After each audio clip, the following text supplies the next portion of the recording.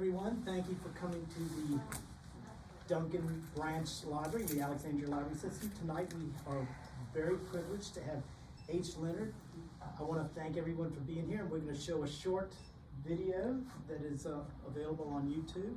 We're recording tonight's presentation and it will be posted on the library's website within the next week. Let's welcome H. Leonard.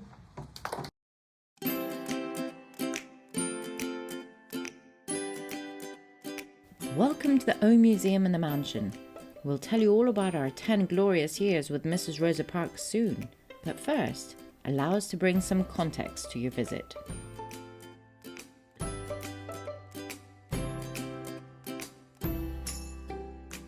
We first opened our doors on Valentine's Day 1980, the way it was meant to begin, with a heart. Spanning 5 townhouses with over 100 themed rooms and 70 secret doors, the mansion is a fusion of all the arts, as a museum, a concert and events venue, and a boutique hotel. But its higher purpose is what makes it truly unique. When founder H. Leonards bought the house with cash advances, credit cards, and a lot of prayers, she had a clear vision. She wanted to create a sanctuary, a special safe house for anyone who needed it. Founded in the belief that everyone has the ability and need to be creative, the O Museum in the Mansion's overriding goal is to empower people to do what they love, to dare to be different, and to have fun. From heads of state to famous rock stars to regular folks like me and you, everyone has a place in the mansion. One of our most treasured supporters was civil rights activist Mrs. Rosa Parks. In 1955, she sparked a revolution by refusing to give up her seat on a segregated Alabama bus. The driver demanded that I give this seat up for a white man. I didn't feel that I was being treated as a human being. I refused to give up this seat. I said no, and I wouldn't give it up. From that moment, she became the mother of the civil rights movement. One evening, years later, H received a phone call from a friend saying Mrs. Parks had been attacked in her home in Detroit. And they heard about our Heroes and Artists in Residence program. Could she come and stay here when she got out of the hospital for a few days for free? She was here approximately 10 years, which is incredible.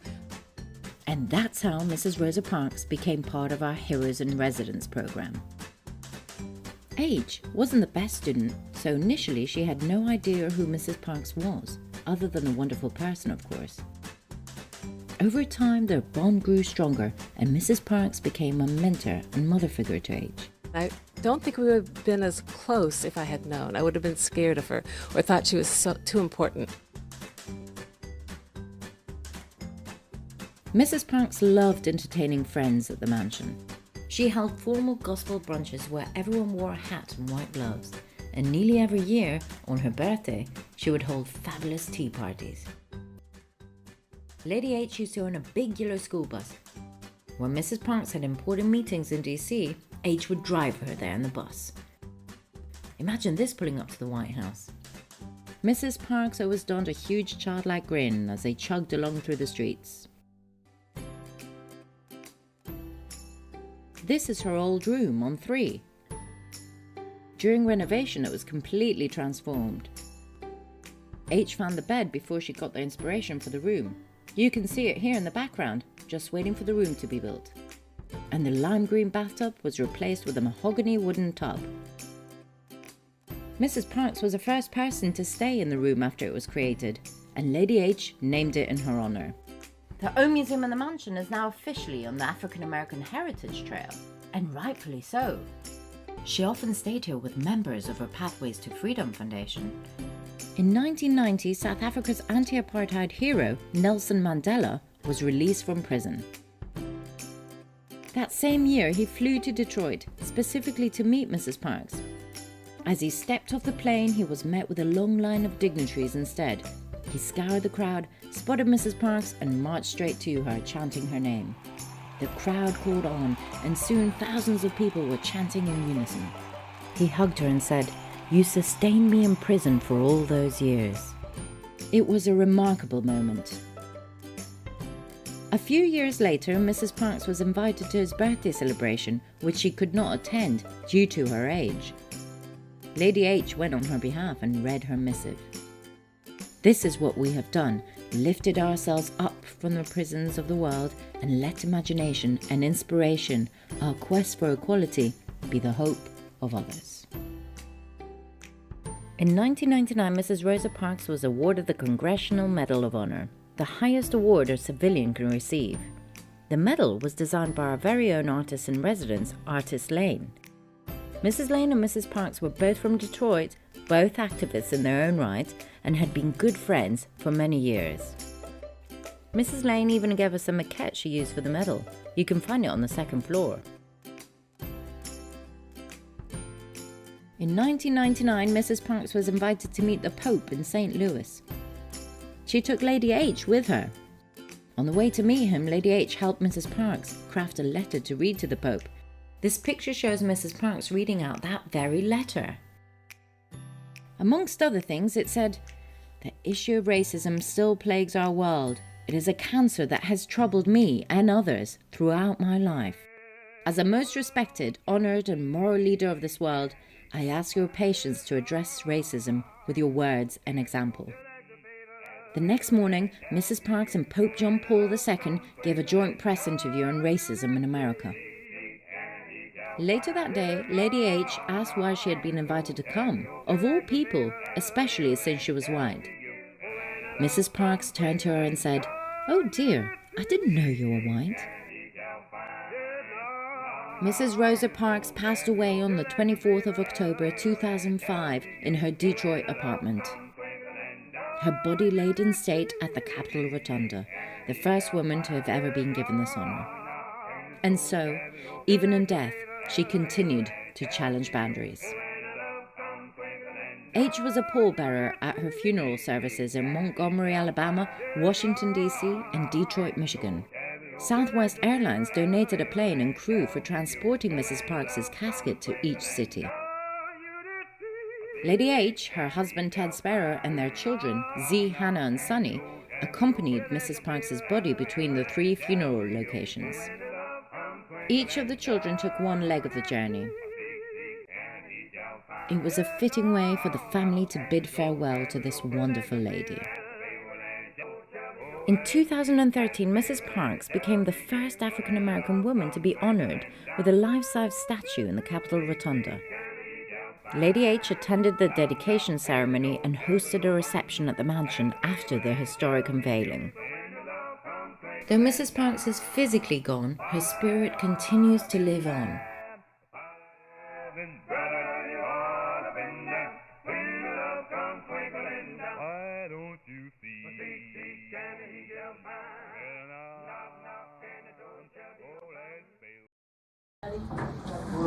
So I want you to know I'm not pretentious. When they say Lady H, I'll tell you the story behind it. When Mrs. Parks came to live with me, I was told by her staff to never call her by her first name. She had such a beautiful name, but she was very formal and proper, so I was instructed to always call her Mrs. Rosa Parks. And I did for a few years, and then once I made the mistake of calling her Rosa, and the look she gave me, I never did it again. So because she was such a formal person, even her best friends that she lived with her 40 years that ran our institute, it was never by their first name, it was always Mr., Mrs., Ms. And so she asked me what I would prefer, and I didn't like the name MS, or the whatever you call it, and I wasn't an MRS. And I really didn't like the MISS, so she didn't call me anything for maybe 6 months. And then she came upon calling me Lady H. And at the time when she moved in with me, I was wearing Annie Hall clothes. And for those of you who don't know who Annie Hall is, she was this magnificent creature that had baggy pants and a baggy white shirt on that was just perfectly immaculately great, even though it was like frumpy. Vest, she wore the hat, and she always had the tie that was never tied properly. So that was me. So when Mrs. Parks started calling me lady, I couldn't dress like that anymore. So I went to Salvation Army and Goodwill and started buying these what I call velvet nun's outfits.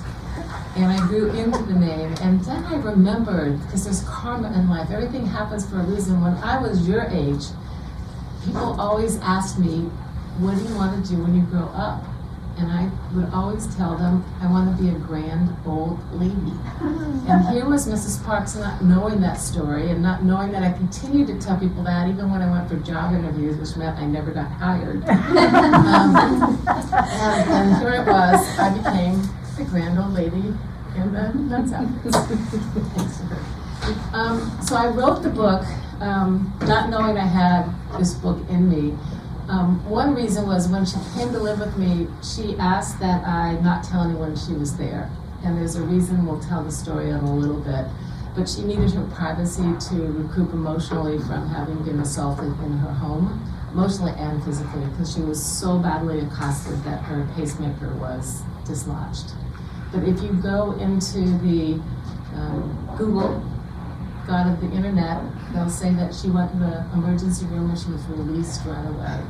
Even though she was so injured, she was of so sound mind and body to think of other people first. She had everyone in the hospital in Detroit sign NDAs that she was never there. And she did it because she didn't want the children of the world to think that they could be accosted in their home, like she had been as a small child in Alabama with the Ku Klux Klan, where every day her grandfather sat at the front door in a beaten up chair with a rifle across protecting the family. So she's really consistently amazing woman to have done that. But the Library of Congress was doing an exhibit, and another first for Mrs. Parks is that it was the first exhibit the Library of Congress had ever done on one person. They'd always done genre exhibits. So they had been going through the curators, her things, and they found pictures of me, they heard about me, so they came to the old museum in the mansion when we did a program on her birthday, and asked if I would please write a book. And I said, well, I can't, because I told people I wouldn't tell anything about her, and they said, she's passed. No one knows anything about her except for the bus incident. You knew her firsthand. It would be extraordinary if you told the stories about her heart and about her soul and who she really was, so people could get to learn from her. And so I shook the gentleman that asked me to do his hand and said, sure. But in my head, you write Courtney children's books and illustrate them. In my head, it was one of your books that was geared toward children. So when I said the word sure, that's what I thought. But the moment I started writing, the book poured out. And I had to tell her story. So the book is really not about me. It's about her mission. It's about her vision. It's about her fortitude. It's about her heart. And it's stories that tell you that you hear about heroes, you don't feel the heroes. And so many people that you believe in so deeply, when you meet them, they're not the people that you thought they were. She was the real deal. And the things that she taught me, or sometimes tried to teach me, it's taken years for me to understand what she was telling me. One example is she kept on saying over and over again, the laws, everybody, I'm so frustrated. Everyone's hiding behind the laws. No one's talking to people that don't believe what I believe. And they're missing out on changing people's hearts. So 50 years went by, and all of a sudden the laws are changing back to the way they were in the 1950s. So my goal and the purpose of writing this book was also to teach what Mrs. Parks taught me. And the essence of it was love is all that matters. And if you don't live by that, you can't change people's hearts. The world is not about you. So I want to talk a little bit about, she was a survivor. Her life was not easy. But how did she become the ultimate influencer today? And she was this diminutive woman that everyone knows. She wasn't someone that made all the speeches. So many times in her life, people pushed her aside, like when Nelson Mandela came to Detroit, the first city in the United States that he came to when he got out of prison in South Africa. He chose Detroit because he wanted to meet Mrs. Parks. So they fly into Detroit. He gets up on at that time there were stairs that go down to the runway. He didn't see her because all the dignitaries had pushed her to the back of the room. Oh, you're not important, you don't belong here. So he refused to go down the stairs until he started yelling her name, Rosa Parks, Mrs. Rosa Parks, in the crowd. So they pushed her forward again. And the march in Selma, the same thing happened. She was asked to go. She went, but everyone pushed her aside. Oh, you're the woman on the bus. We don't need you now. This is the new day. So she kept on pushing her to the side. And her fortitude and strength, she said, but I am part of this. And she kept on going back in the crowd. And at the very end, the press said, we heard Mrs. Rosa Parks is there. Where is she? And, oh, she's in the back. We don't think she finished. So the press waited until she came to the end, and then they took the photo op. So things happen for a reason, and you have to, no matter what happens to you in your life, when bad things happen, you just have to keep on persevering, keeping your mission and your vision intact, and not blaming anyone else for those people that pushed her aside. She just said, I got it, I have to continue. So the book is called Beyond the Bus. So I tried to focus on things that people don't know about Mrs. Parks. I am not a historian. I was the second dumbest kid in my high school class. The dumbest one was the football center named Gumby. But I beat him out. I was the number one person with the biggest cap in the class. Gumby had the second biggest head. That's physical, not evil.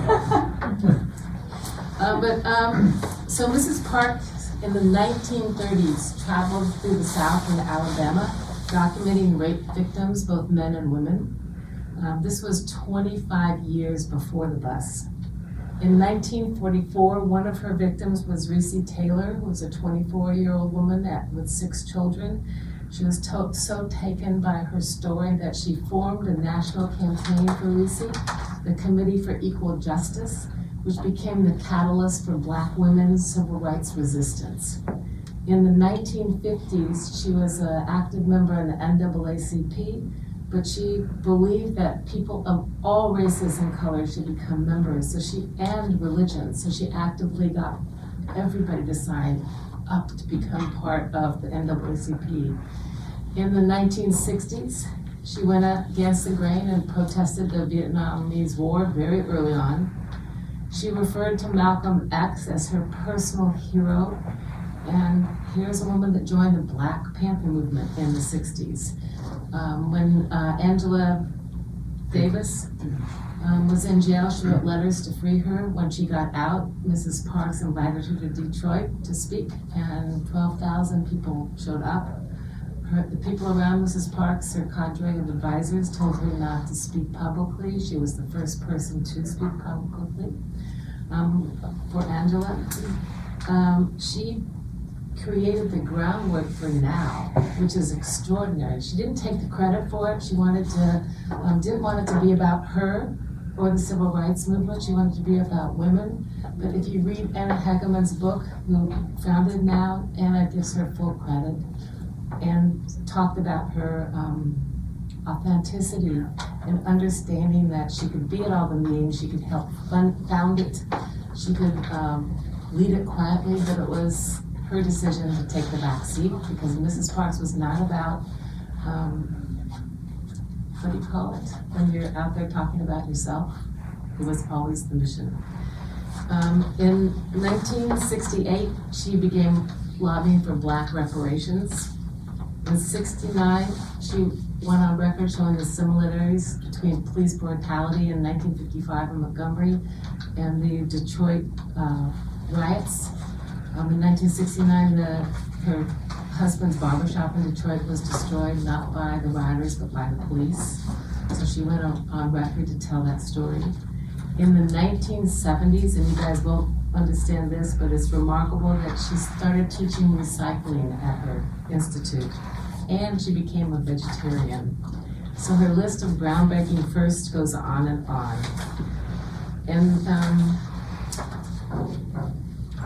And I talked about how the book is about her soul, And even though she's famous for civil rights and women's rights, she pivoted in the late 60s and focused only on human rights, because she so firmly believed that you can have civil rights, but you're excluding other groups. You can't be equal if you aren't inclusive. And then with the women's rights movement, she so believed that women should have rights, but again, they were excluding bigger populations. So she really focused on human rights from the heart. And she taught that you can make a difference, that you don't need money to change the world. Mrs. Parks never had any money. You saw the pictures of my huge 110-room house. I started with no money. I still have no money personally. Everything we have goes back to helping other people. I'm an example of that. She's an example of that. You just have to believe that you are here for a greater purpose than helping yourself. And I didn't realize until I finished writing this book how much she taught me, and how that if we all become disciples, that we all can change the trajectory of divisiveness that is happening right now. And the underlying foundation of what she taught is having faith in yourself to do the hard work to change people's hearts and minds of those you meet, not just through your words, but through your exemplary behavior, what your actions are. And she, from the time she was a little girl, she led an exemplary life because some reason she understood the essence that whatever she did, she didn't want her past to do anything and become a detriment to her belief in fighting for against racism. And it's one of the reasons, like other people in the South did what she did on the bus, but one of the reasons that she became the famous one is because there was nothing in her past that the press could use against her. So that's one of the big lessons that she taught. Mrs. Parks was assaulted throughout her life, both physically and emotionally, and I talked a little bit about this, but she never used anything that ever happened to her as an excuse for stopping living, nor did she allow it to defeat her spirit. She utilized the pain of her experiences to help others. She believed that there are hidden blessings in everything God gives, that being a giving person means that you can become more open, more giving to others less fortunate than you, and that pain and fear are illusions of choice. It's simple, she would always say to me, when you fall down, you get up. Mrs. Parks once told me, I can't change what's inside of someone. That's something they have to do themselves. So living according to that principle, she let go and forgave everyone, everything, although she never forgot. And she used the pain she felt most of her life as a motivator, not as a tool or an excuse to use against others. She chose to champion constructive change in our justice system. Mrs. Parks also didn't have categories for people because she was an amalgam of all of them. Her DNA was, she was white, she was black, she was Native American, and she was also a woman. She didn't quite fit in anywhere her entire life, and because she didn't fit in anywhere, it's how she felt so deeply and was so empathetic to others of all different groups. She never got angry no matter what happened. She never tried to get even, but she was an exacting taskmaster, ensuring that all those around her never forgot what they were fighting for, and that they should never do anything for their own personal gain. She would never let you forget your mission of service. With every fiber of her essence and reality, she believed that love was all that mattered, and she continuously said, where there's love, equality and understanding will follow, and as important, forgiveness, hope, and reconciliation. She was a humble woman. She was straightforward. She encountered, like I said, many who took advantage of her or disregarded who she was for their own reasons. Every day she woke up, she was determined to teach love, forgiveness, and compassion. At every event and private meeting she was attended, both small, and she would accept a meeting with 3 people, and she would accept meetings with 15,000 people. She just always said the words yes, because she believed if people met her, if they shook her hand, if they listened to her voice, if they just saw her in a room full of people, that perhaps they wouldn't fear her. And she believed so deeply that racism came from fear. And whenever she could, she told people over and over again, get an education, continue to educate yourself. At the age of 87 years old, she took swimming lessons, which is incredible. And she did that to teach people by example that you can do anything at any age. Just say the words yes, but also as a small child, she wasn't allowed to swim in a pool, in the ocean, in a river, if there was any chance that a white person would possibly swim there also. So it was also a statement. She also, people don't know that in the South, when she was growing up, boys that were black were not allowed to learn after 3rd grade, and girls was 5th grade. So getting an education was even more important. And one of the reasons she became secretary at the NAACP, her mother was a teacher, she learned to read and write, was because she was one of the few people that could take notes, and she took copious notes. She even took notes. The Library of Congress loved it when they saw her legacy and history of what she kept with her whole life. She would document what shoes she wore, with what outfit, where she went, who she met. She continuously took those notes. The other thing that was really important is that she taught the wisdom of letting go of ego. And she said that that's the only way you can achieve freedom and equality. And about a month ago, I was speaking to a group in Southern Virginia, a Rotary group, and one of the gentlemen in the audience at the Q&A after said, we talked about ego. Do you know what ego stands for? And I said, tell me. And he said, ego is edging God out. And I went, wow. Mrs. Parks would have loved that, and I'm sure she listened to it, because when we left that morning meeting, there was a rainbow right outside the restaurant that I spoke at. So she also taught that whatever you do, think positively and be concerned only about other people. She continuously taught what the Bible teaches. She was a very religious woman. To look at everything in terms of not succumbing to that which will destroy your physical and your mental health. And she could never separate her physical from her mental health.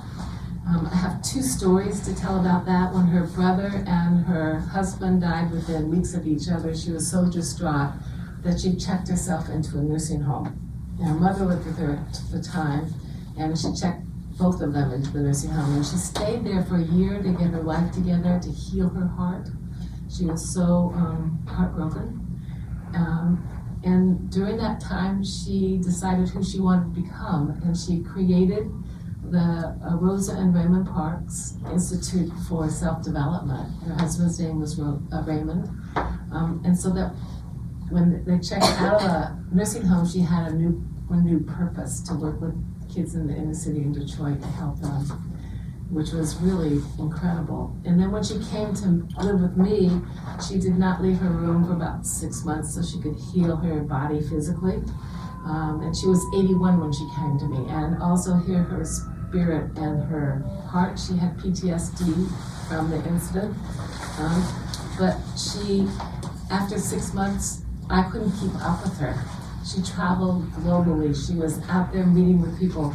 She had PTSD, and she told me that she wished that this had happened to her sooner in life when her brother was alive, because he had gone to war in World War II, came back with PTSD, and she didn't understand what he was going through. She understood it now. So wherever we traveled, we always went to Army, Navy, Marine, barracks, talked to hospitals, and talked to people that were suffering, and really quite remarkable woman. So I spent countless of hours watching her, talking to her, hearing stories from her, hearing stories from her inner cadre of colleagues and friends.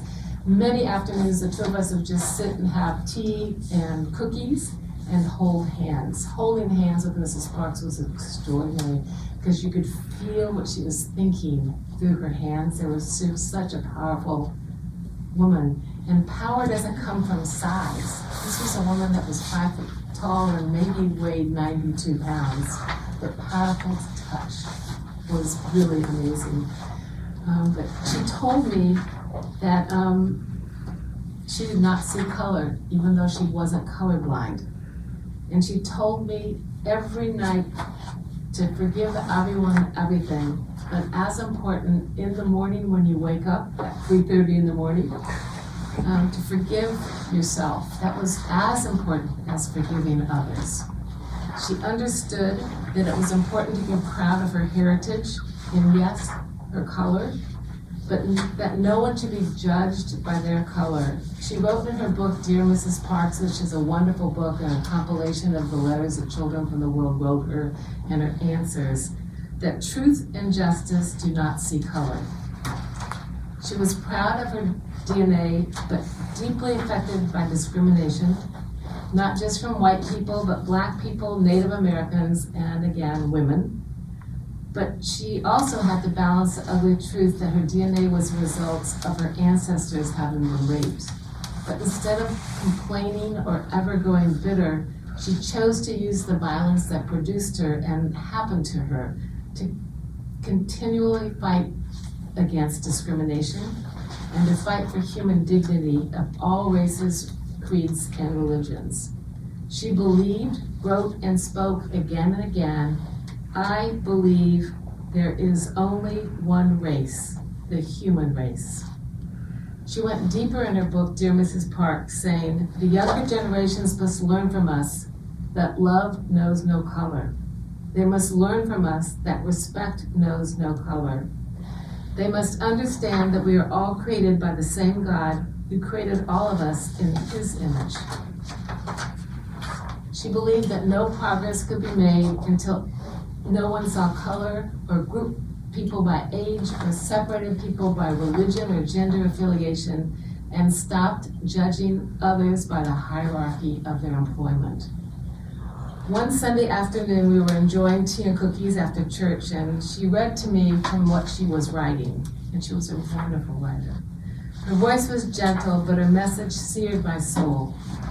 The important thing to remember is that when people try to hurt us or do mean things to us, God is with us. God gives us the courage to overcome whatever is bad in life, and he gives us the ability to make it better. There are defining moments for each and every one of us. Having Mrs. Parks read that to me was one of my defining moments.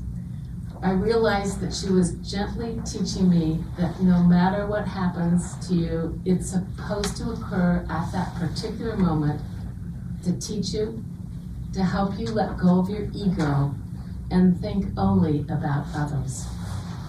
You can be quiet, but in your quest, you must believe that you can move mountains.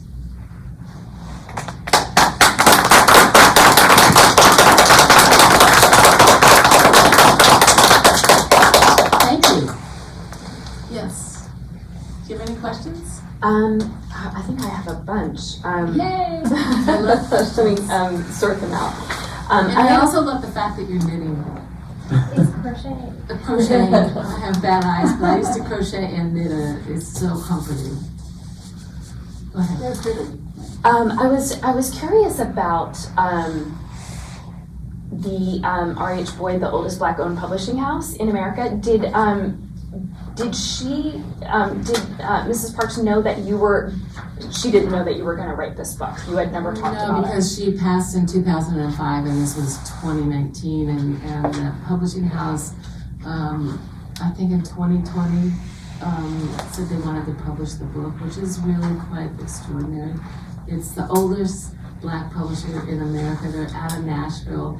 The great-great-great-grandfather was a slave, couldn't read and write. He was freed when he was 27 in Texas.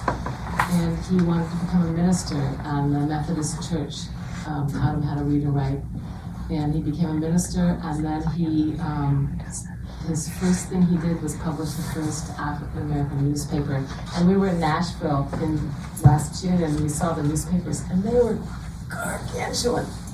And what was incredible, I'm very shy, so there was hundreds of people at their, I think it was their 100th anniversary or birthday, and so I was just looking at the newspapers and learning, and I'm flipping the pages, and I come across an ad, and it's pictures of, he started the first black furniture company for black churches.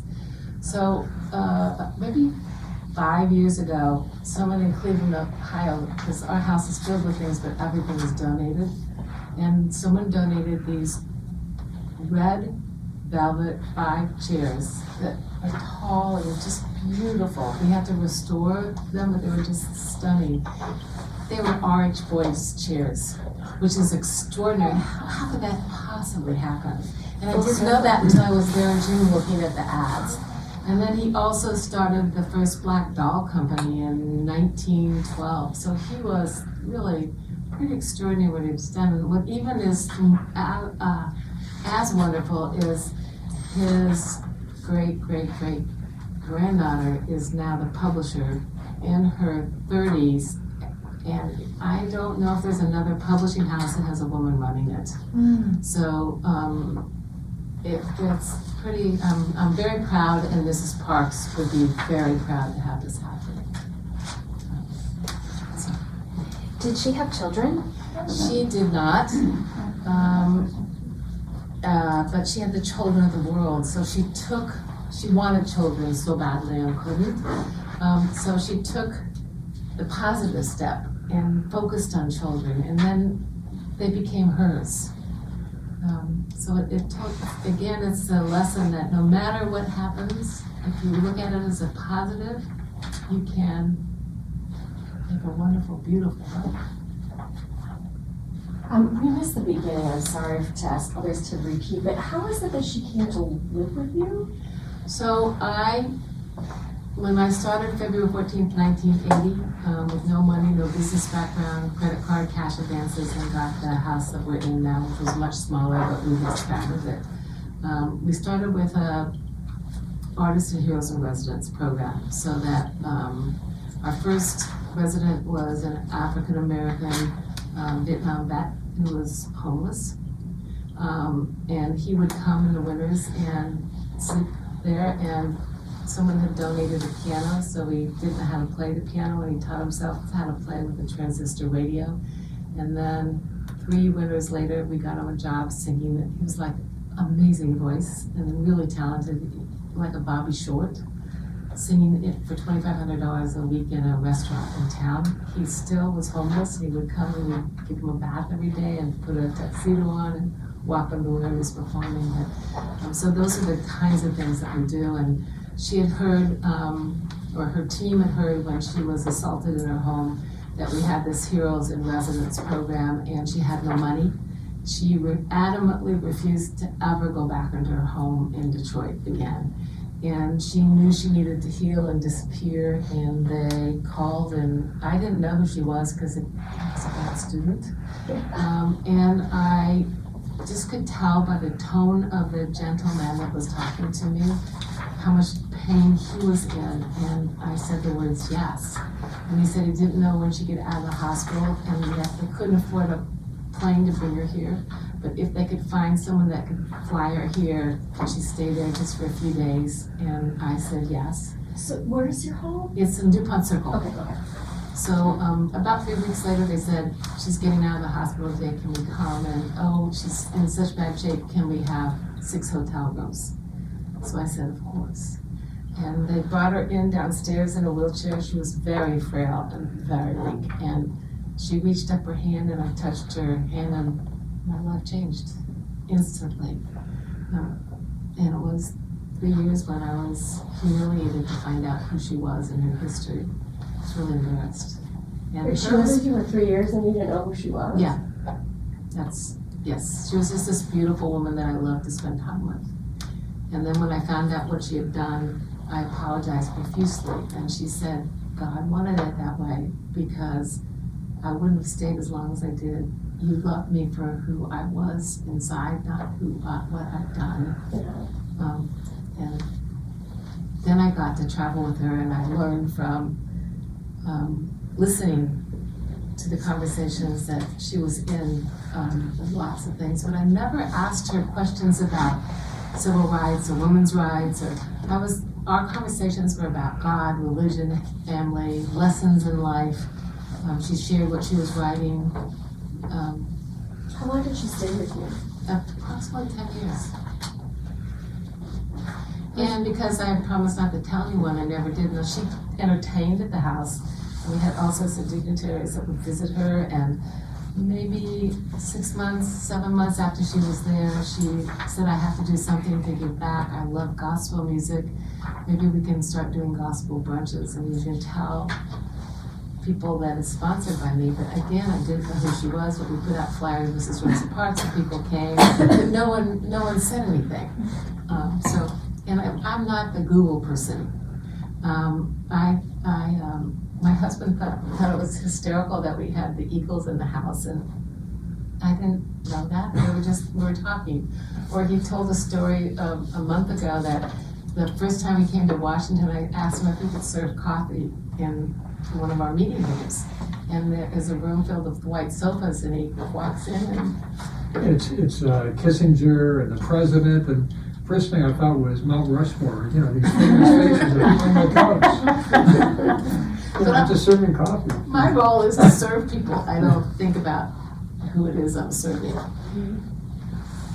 Was she associated with any particular religious denomination? She was very proud deaconess in the AME church. Okay. We went to church every Sunday, but she changed churches, and where she went, she always made sure she lived by her beliefs, so that she took people of all colors, all religions. And what's really phenomenal is she watched in the civil rights movement the Jewish people that came down, and she was so taken by them that she learned about Judaism. Then she learned about Hinduism, and not like just reading a book, but going to mosques, going to synagogues, going home with people, Buddhism. And she came to really firmly believe that as long as you believe in something bigger than yourself, that was where it was at. It wasn't that you were, but she also felt it was dangerous that you had groups of people. It was important to be part of a community. And I'll give you an example. The proceeds of my book will go to the Girl Scouts diversity program. I love the Girl Scouts. Mrs. Parks loved the Girl Scouts. But anytime she spoke to a Girl Scout meeting, she took little boys there. They came with her because she wanted, by example, to tell people, we're in it together. Just love each other. Come together by your the things that you are alike in, not by the things you're different. And everyone is equal then. Was there anybody that she admired? Yes. She admired Dr. King, although she said that she didn't believe the civil rights movement would never have happened if he didn't believe in the nonviolence movement. But she personally believed an eye for an eye. But she believed it wouldn't have happened without him. She made him happen, which is really interesting. And if you read some of the documents of what Dr. King has written, it was Mrs. Parks that forced him to take over the Montgomery bus strike. She wrote him letter after letter, and you can go to the Library of Congress and see this, where she said, you were a magnificent preacher. No one can preach like you. It's exhilarating, but also you're new at Montgomery, and no one knows any bad things about you yet. So it was easy for him to get elected. And also a lesson for today. Look for new people that no one knows that much about. Just think about it. She's a smart woman. Malcolm X was one of her personal heroes, and they met before he was assassinated. Dr. King's assassination was devastating for her. Malcolm X's assassination was devastating also. How is your organization funded and staffed? How is, Your organization, your, oh, the grace of God. okay. And I'm not being facetious at all. We are a nonprofit. I'll give you an example. Before the pandemic, we had no money in our savings account, personal or business. I don't run a business as a business. It's a way of life for me. So I never worried about the bottom line or business plans. But when the pandemic hit, because of our structure, we couldn't get any federal funding. Really? But we're still there. People pitched in, people helped. It's amazing. And we've been in business for 43 plus years. We've helped a lot of families. So, What's the name again? it's called the O Museum in the Mansion. It's in downtown Washington. You've been to there. have. It's lovely. It's an amazing place. Everybody should see it. And you feel it when you walk in, the energy and the positivity, because everything that's there is donated to you. Everything is very eclectic. There's no like blue carpet, blue sofa, blue piece of art. It's just thrown in there with heart. And it works.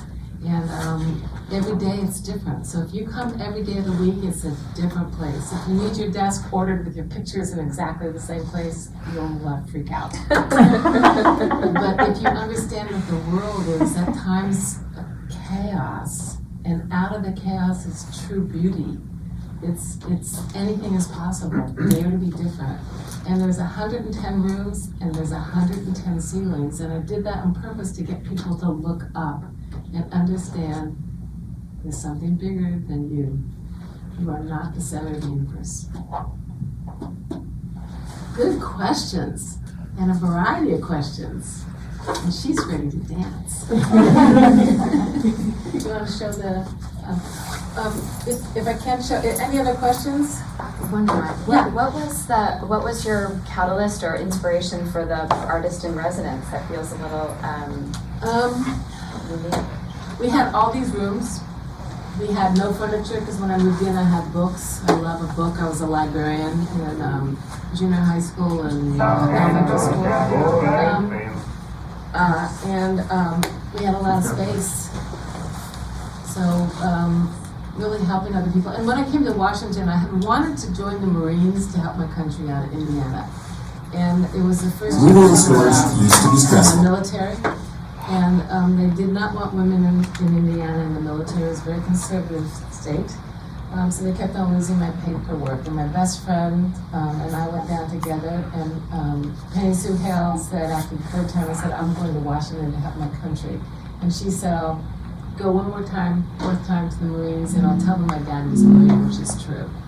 And then she got in and went off to Vietnam. And she said to me, she was so happy I did not go because I still be in a mental hospital. And she became a nurse and is a midwife now in Nebraska. But I came to help my country, and my first job in Washington, I was a nanny for 7 kids. I loved it. But I never met anyone that wanted to help anyone but themselves, and that was very upsetting for me. So I thought through art and music, and through changing space and different things, people would remember through an object who they were and maybe refocus and have the guts to be who they really were and not who they have become because of the boxes people get put on in this. How did you arrive at the name of your organization? Someone else named it. Yeah, but we shortened it, so. Can you tell us when it's open to the public or how It's open 7 days a week from 9 a.m. till 6 p.m. on Sunday, Monday, Tuesday, Wednesday, and then 9 to 9 on Thursday, Friday, and Saturday. We're open holidays, we're open weekends. Oh, we have to, because we have a lot of catch-up game. And because the federal government, we didn't get funding from them, our banks have been tremendous. They really kept us alive. I also tell people a lesson is keep in touch with your banker every month, no matter how you're doing, if it's bad or good, because it's those personal connections that will help you when you're down. We owe them a lot of money, and eventually we will pay them back. But we're still there. It's joy. It's yay. And you're a hotel? We're a hotel. We're an event space, and we're a museum. But the hotel, we got our license really so that it was legal that people could stay there at no cost. And the people that stay there spend a lot of money staying there, and it's the Robin Hood, the rich people taking care of the poor people in action. Yeah. Yes. How many people do you have like staying there? Tonight, Like, or we can have 70 people stay there, or we can have no one. The house is wonderful without anyone in the house. It's just magical, and it's wonderful when 70 people are there. But we only allow, as a hotel, we don't want more than 6 people to be there, which means 12 people, because we want them to interact with each other even if they haven't met.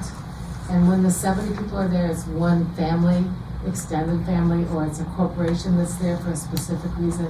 And that's wonderful too, because they don't go to the room and close the door, they're up all night, if that's what they want. And we have 2 different types of people that stay there. The people that can't sleep, and they think they'll have something to do all night because it's night in the museum. And then we have the people that go to bed very early. And what's been really interesting is the people that go to bed early end up staying up all night. And the people that can't sleep at night end up putting their feet up to watch the news at 6 o'clock, and they wake up 15 hours later. So those people come back frequently. And they tell us that the reason they can sleep there is because there's so much in the house, it lets them forget there's an outside world, and they just let it all go and then go to sleep. And we do a pretty active, I'm gonna get you, I'm really glad you have your hand up too, because I'm watching you, you're awesome. But the people that with PTSD that stay there, the first few times they stayed there, I thought they had committed suicide because we didn't see them for 2 and 3 days. And when they came in, their eyes were like, they were frantic and hyper, and they slept. And I didn't ask because I don't want to impose on other people's privacy, but after a few years, one of the soldiers told me that it was like coming home. He saw things that reminded him of his house, but he couldn't sleep when he went home, but it was the secret doors. He went through so many, because we have 80 secret doors in the house, I forgot that. So he felt safe because no one could find him there. Do you have counselors there or anything? No, we don't. We really let people be themselves, and I've thought about it would be an incredible study to have real people, scientists there, because we've had people that have walked in with spina bifida. There was a gentleman that his head was here, his feet were here, and when he left, he was walking, and I wanted him to take the elevator and down the ramp, and he insisted on walking down, and his son came back 10 minutes later with tears coming down his face. I haven't seen my father like that in 20 years, but it was the music, it was the art, it was the energy of the house. He forgot he had a body. And that's what happens. It's miracles exist. And the video said it was like 5 townhouses long? Wow. So when I moved in, it was one house with a side yard. I had 5 boxers that roamed that yard. But originally it was 3 houses that were connected in the basements for the servants. One of the house was the Speaker of the House when Teddy Roosevelt was president. One was the brother who was an architect and the last architect of the Capitol of the turn of the 1800s to the 1900s, which means nepotism, like taking care of your family and giving you family jobs, has always existed and it will always exist. And the third brother was an artist. And the story I heard when I moved in is he was the middle brother, it was the political brother, the artist, and the architect. And then the sister was supposed to live where my dogs were running up and down. And in the 1930s, they blocked the artist brother in and wouldn't talk to him ever again. They told the sister not to build her house because it was drama city there. And the political brothers would go outside and around and ignored the blocked in brother. And then it got too difficult, so they moved out. And the FBI came in and it became living houses for the two men. But the story I heard later from the family that came back and told me was that the middle brother, they found out he was gay, and in that time it was a no-no for political people to have that. Nobody knew that, I didn't know that, but in 1981 when I moved in, it was just when AIDS started, and we started having meetings with congressmen and research doctors to discuss government funding for AIDS research. So I think karma, here we were bringing back the families, and we eventually put the houses together, and in 1985 I built on the side yard, so you can see all that. So, but all of it was purchased with credit card cash advances. So Do you still discover things about the mansion? every single day, and the biggest gift is the stories that people tell that come. Everybody has these incredible stories, and they don't discuss them. They don't tell these stories. I'll give you one example. We heard a bang, crash, and my husband and I went running back, and there was a woman that had passed out on the floor, and my husband said, "Stay away," and they closed the entrance doors, and about 45 minutes later he came out and says, "I have to tell you what happened." My wife said, he's from India, and she saw an Indian child's desk that was about this big that was hand came. It was really beautiful. And she said, "That looks familiar." And she opened it up, and her name was inside. And when she was 4 years old, her house was robbed. They took everything out, and she lost her desk, and there it was, and she just lost it. And then the desk had been donated to us by a family that came every Christmas Eve for like 20 years. And when they were ready to downsize, they were tour guides to India and to Africa, and they had collected all these things thinking their children would want them. They labeled it, they wrote down what it was, and the kids wanted nothing. So they were really distraught. They asked if we could come and pick them up, and I think it was 5 truckloads of wonderful objects, and one of which was this desk. And about 6 months later, there was a knock at the door, and thank goodness I was at the door, and it was the woman that we gave her the desk, obviously, we didn't sell it to her. And she came back and she said, "Do you have time for tea?" And I said, "Of course." And we sat down and we had tea and cookies, and she said, "I have to tell you what happened to me. I am the ambassador from India to the United States. In my whole political life of serving my country, I thought I was a great diplomat until the desk incident. I realized I never trusted anybody. Karma brought my whole life back to me. In the last 6 months of my life, I've changed everyone I've interacted with. And when I go back to India, my focus is on teaching trust and love, because there is karma." So I call that a miracle. And I know you guys, I have all these stories about things like that happen. So you guys have to come. I have a question. I've been. It's magic. So I will bring them. I promise. I would love that. And you guys would make great interns. Oh. Really. And we have high school interns that are the best. Have you thought about writing a book about this incredible thing that you have created and all the stories? Before this book, I had finished a book called "The People That Live Between the Walls of the Mansion," and they were a compilation of stories that I told my son when he was growing up about the people that live between the walls, because we have 80 secret doors. So one of these days I'll publish that. And I've written a lot of, I call it a book called Stories. But right now I feel it's so important that I tell Mrs. Parks' story. Oh, I agree. Because it's what our nation needs to heal. And the lessons that she taught me, if I can help other people understand, like Mrs. Parks would go and speak to white supremacist groups. She was fearless. And one of the clan members gave her the robes. He was so appreciative. And so my husband and I will go and talk to these groups, not knowing who we're talking to, and it's been something. We talked at a club in Montgomery a couple of weeks ago, and it was, I knew who I was talking to from just seeing their faces. They were twitching, they were so uncomfortable.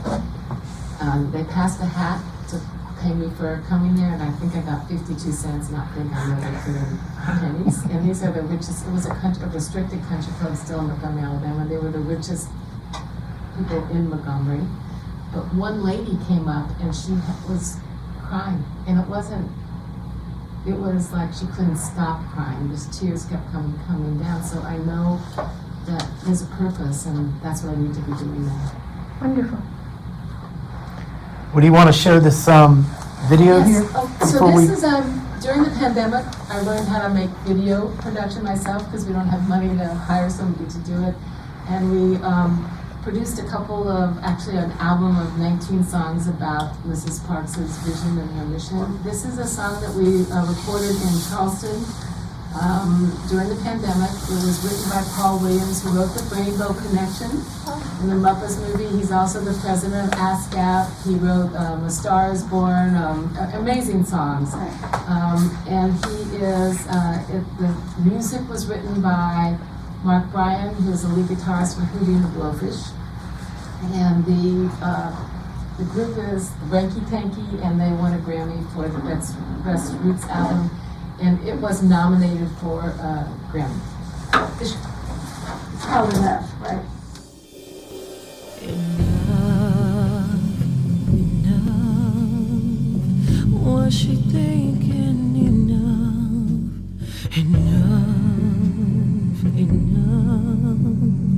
was she thinking no more? The day Mrs. Parks gave the spark of resistance, a gift that the world had been waiting for. She said enough, not with words but with action, courage born in the heart. And the child of that moment was a gift and a lesson. The truth by example, we must do our part. Oh, hallelujah, when she said enough. Oh, hallelujah, she would not stand up.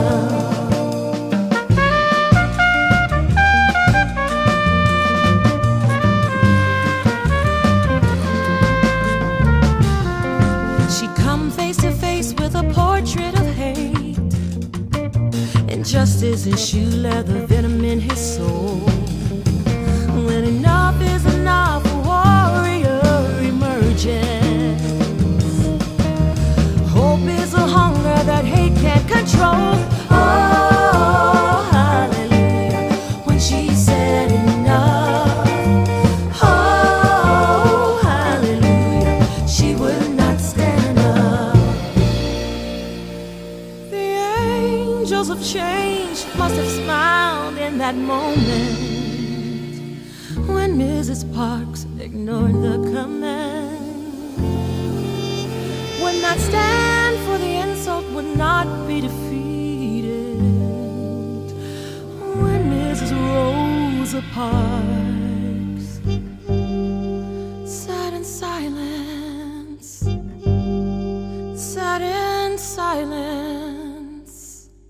and the world felt the heat. Holy fires were fed. Oh, enough! Hallelujah! Enough! Hallelujah!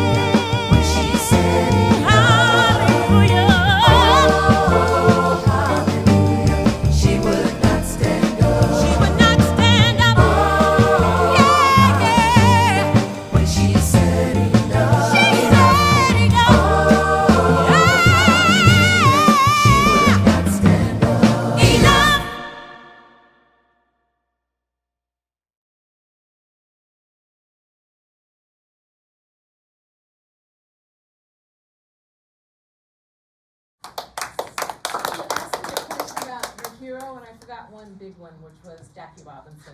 Mrs. Parks loved baseball.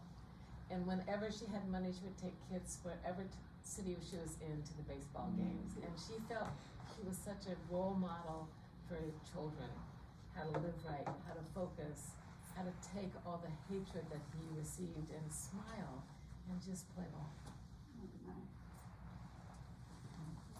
I had fun, so thank you.